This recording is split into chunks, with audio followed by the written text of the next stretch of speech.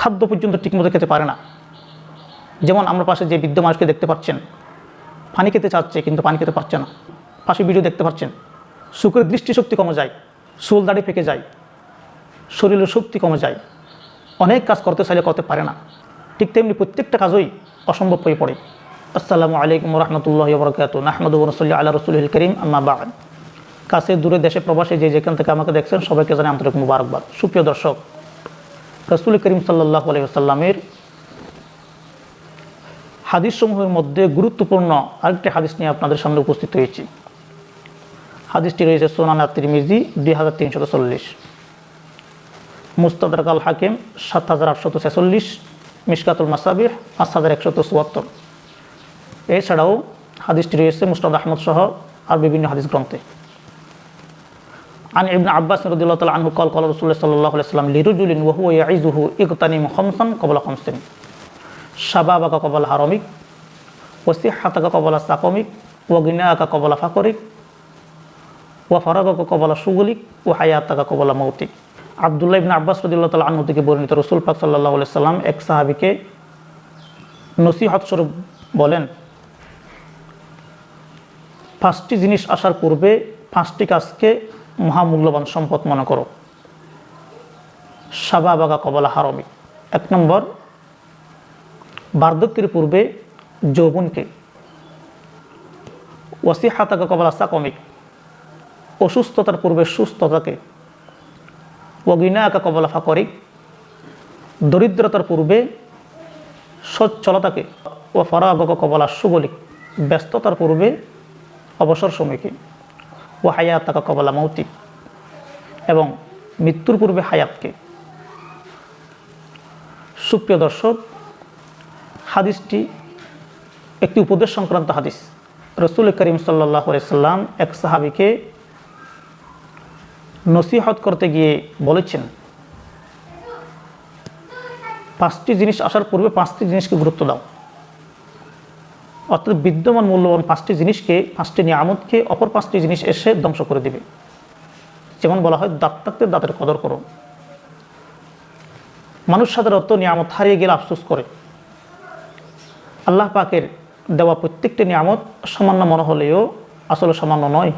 নিজের জায়গায় প্রত্যেকটি নিয়ামত অসামান্য মহামূল্যবান। আল্লাহ সুবহানাহু ওয়া তাআলা কিয়ামতের দিন নিয়ামত সম্পর্কে জিজ্ঞেস করবেন। কোরআন মাজিদের মধ্যে বলেছেন, সুম্মা লা তুসআলুনা ইয়াওমাইযিন আনিন নাঈম।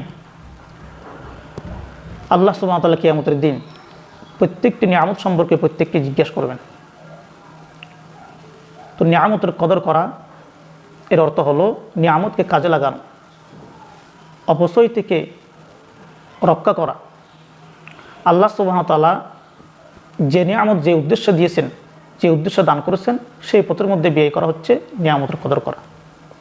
আসুন সুপ্রিয় দিনী ভাইয়েরা, উক্ত হাদিসের মধ্যে যে নিয়ামতগুলোর কথা বলেছেন তা অত্যন্ত গুরুত্বপূর্ণ, অত্যন্ত মহামূল্যবান নিয়ামত।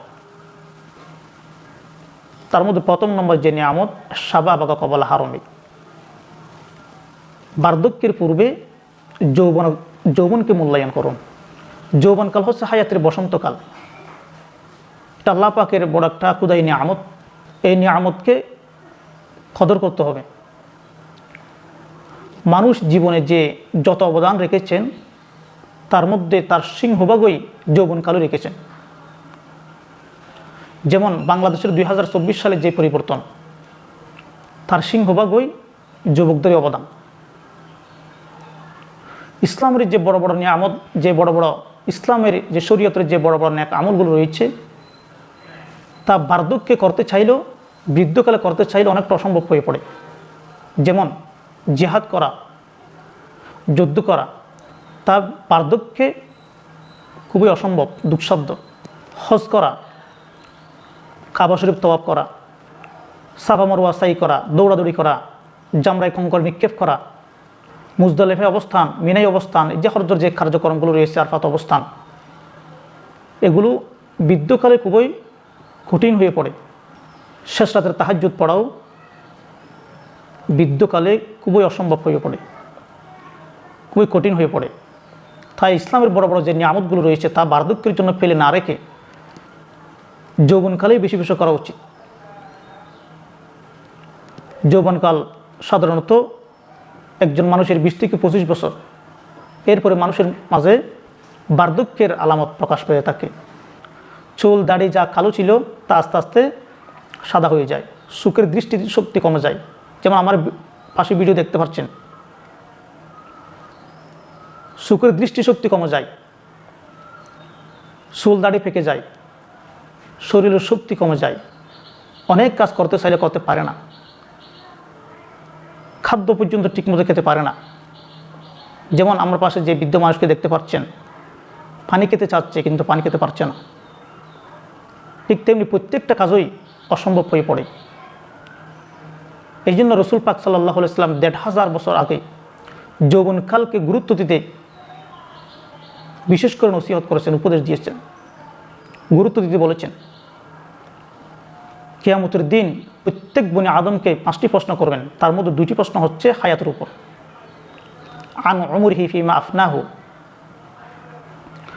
যে তোমার গোটা জীবন কোন পথের মধ্যে ব্যয় করেছো, খরচ করেছো, পুরা জীবন কোন পথের মধ্যে অতিবাহিত করেছো। 2 নম্বর প্রশ্ন করবেন ও আন শাবাবিহি ফিমা আবলাহু, জীবনের মধ্যে যে যৌবনকাল ছিল সেই যৌবনকালটি কোন পথের মধ্যে অতিবাহিত করছো, শেষ করেছো, জবাব দাও। এরকম 5টি প্রশ্নের উত্তর যতক্ষণ পর্যন্ত দিতে পারবে না ততক্ষণ পর্যন্ত আদম সন্তানের কদমও নড়াচড়া করতে পারবে না। রসুল করিম সাল্লাল্লাহু আলাইহি ওয়াসাল্লাম অন্য হাদিসের মধ্যে বলেছেন, কিয়ামতের সেই কঠিন দিনে, যেদিন আল্লাহ পাকের আরশের ছায়া ছাড়া আর কোনো ছায়া থাকবে না, সেদিন কিছু মানুষকে আল্লাহ সুবহানাহু ওয়া তাআলার আরশের নিচে ছায়া দান করবেন। ইযুল্লুহুমুল্লাহু ইয়াওমাল কিয়ামতি ফি যিল্লিহি ইয়াওমা লা যিল্লা ইল্লা যিল্লুহু ইমামুন আদিলুন ওয়া শাবুন নাশা ফি ইবাদাতিল্লাহ। রসুল করিম সাল্লাল্লাহু আলাইহি ওয়াসাল্লাম বলেছেন, কিয়ামতের দিন যেদিন কোনো ছায়া থাকবে না, সেদিন আল্লাহ পাকের আরশের নিচে যারা ছায়া লাভ করবেন, আশ্রয় লাভ করবেন, তার মধ্যে অন্যতম হচ্ছে ইমামুন আদিলুন, ন্যায়পরায়ণ শাসক। 2 নম্বর ওয়া শাবুন নাশা ফি ইবাদাতিল্লাহ, যে যুবক তার যৌবনকালকে আল্লাহ পাকের ইবাদত বন্দেগীতে অতিবাহিত করেছেন। সুবহানাল্লাহ, আল্লাহ সুবহানাহু ওয়া তাআলা তাকে আল্লাহ পাকের আরশের নিচে ছায়া দান করবেন, আল্লাহ পাকের বিশেষ মেহমান হয়ে থাকবে সেদিন। তাই আসুন সুপ্রিয় দিনী ভাইয়েরা, যৌবনকাল অত্যন্ত মহামূল্যবান, আল্লাহ পাকের একটা কুদাই নিয়ামত। যৌবনকালের কর্মদক্ষতা, কর্মক্ষমতা, সাহস, উদ্যম, সৃজনশীলতা, প্রতিভা দিয়ে নিজের পরিবার, সমাজ, মানবতার কল্যাণের জন্য এবং ইসলামের জন্য কিছু করি। আল্লাহ পাক যেন প্রত্যেক মুসলিম যুবককে তাদের যৌবন এবং যৌবনকালের যে উন্মাদনা তা নিজের জন্য, মানবতার জন্য, ইসলামের কল্যাণের জন্য উৎসর্গ করার তৌফিক দান করেন। আমিন।